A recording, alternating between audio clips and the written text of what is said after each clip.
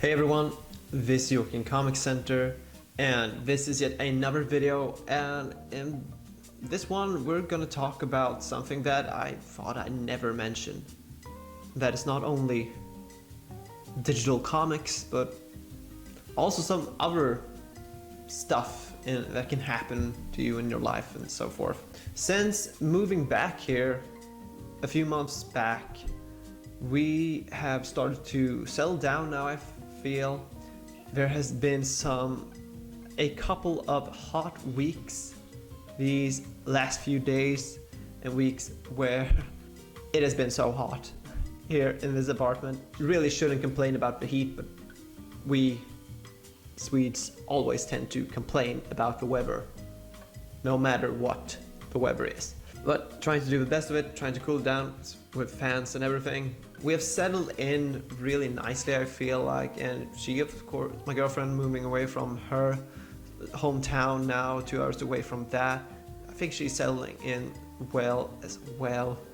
And I started to sell off some stuff again, getting into that, as it always has been, every weekend or so, packing up some stuff that I no longer feel that I need. And then, of course, reading. And especially now, recording this when I'm on my vacation, I try to do some more videos for you guys to prepare a runway for more stuff to watch. And now I just ramble on and everything, but yeah, things are settling down and life is completely okay right now. It's good. And I want to talk about the things that when we are in this state of mind of just going through the motions and days passing by and everything, and then suddenly I can't snap with that hand, and then suddenly something happens that you didn't prepare for. In this video I'm going to talk about going digital, and not only going digital like what you can do with comic books. Of course there's those who collect digital comic books and not physical media. Me being a minimalist and all, have actually not dived into that because I love the physical media of holding it in your hands, everything, and be able to display it. But what if something were to happen that was out of my control? Like, for example, I store some comic books down in the storage unit in the basement, and my comic books here are sure they're safe, but what if there was a flood in the basement or a fire in the apartment? As long as everybody comes out with their life in their hand, I'm good, but what could I really save if I went some extra mile with the things that I got? So that is what I've been doing these last few weeks. So as I said, comic books aside really, because we know what we can do to secure comic books in a digital matter. I mean, with apps like Marvel Unlimited, the DC app, and Comixology, we can get most of our comic book content digitally and therefore save it up in some manner or form, because you really can't resale digital comics. You'll always have that available there or in the cloud.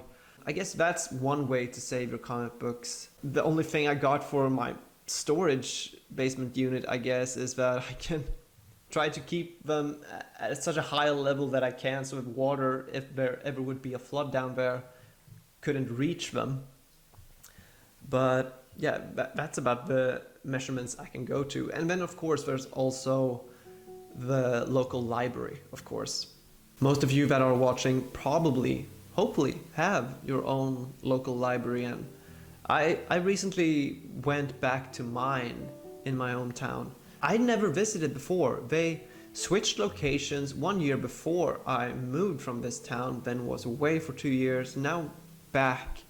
That was one of the first things that I wanted to scratch off my list, to go and film some footage. So some of the footage that you see in this video is caught right from my local library, and I got this whole new appreciation for space and environment and what they really did with it. Believe it or not, even in my little local library in Sweden, we have our own small little graphic novel section, which you can miss if you don't know your way around it, but it is there, and they have some good stuff. I saw The Killing Joke by Alan Moore and Brian Boland, and Scott Snyder's Court of Owls. I'm sure that your local library also has some graphic novels, and that's also a way to access the comic books. But now, with the comic books aside and everything, and I was thinking about all the other stuff that I had that I maybe could save if I went an extra mile in case the worst scenario would happen and it would all burn down to the ground. The things I'm talking about is my childhood drawings, first of all. Also the ones I drew in high school, middle school, and even after that when I discovered comic books. Back when I was mostly drawing Batman and Spider-Man, but mostly a lot of Batman. But then there was also photographs, family photos, old paper strips that I've saved up. Of course, also documents, insurance paper, contracts, such things that would make it much easier if something were to happen, that if you actually have a digital copy of. So I invested in two things by this. I invested in a scanner to scan all of those things, and I invested my time into doing this. And it took a lot of time. I think I scanned over 500 of just drawings. And then with the documents and everything, and family photos, I felt that it was so much worth it because all of that stuff was just stored away in a black bin box in my basement unit. And with that, I never actually took any time to look at it as much.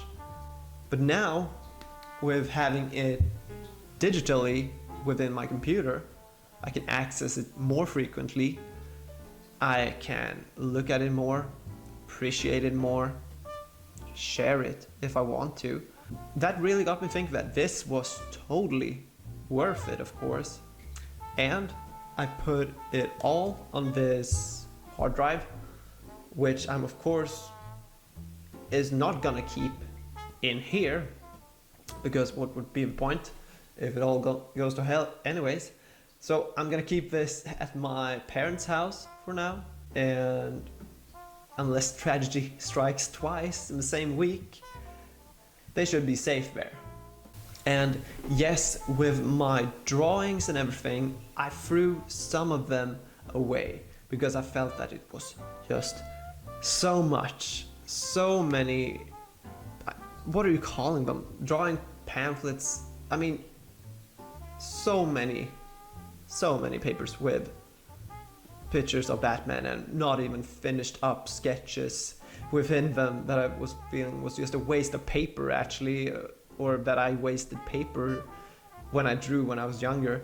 Shouldn't really feel like that, but that's how it felt going through it all, because that also took some time. Getting rid of the ones that I felt that I just need to have access to these digitally. I'll make backups of it also, so if it were to be erased from some place, at least I'll have backup of it somewhere else. Some books I kept also, because I mean, maybe I put some more effort to it, or maybe I was feeling a little more sentimental to them.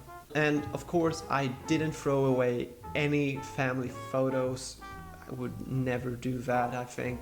Yeah, I kept those, of course, but now I also have them digitally saved on several hard drives and my computer memory. And that feels like just a good safety net for if tragedy would strike.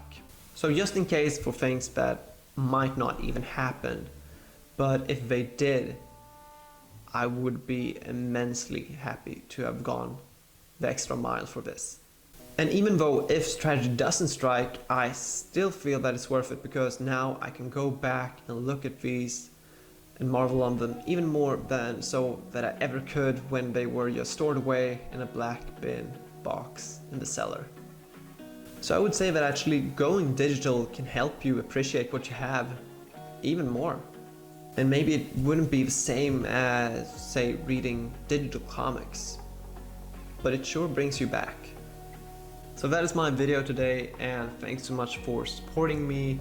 I know this channel used to be more heavy on the graphic novel collection side and everything, but it's still about collecting, I would say, but it's more about the routines and habits around it, I would say. And talking about digital comics, I'm still open for it. I've sold things off from Spider-Man that I said, if they never print this in omnibus, I can still read it in digital, even if I never print it in omnibus form. And that is some of the Dan Slott stuff that I sold off.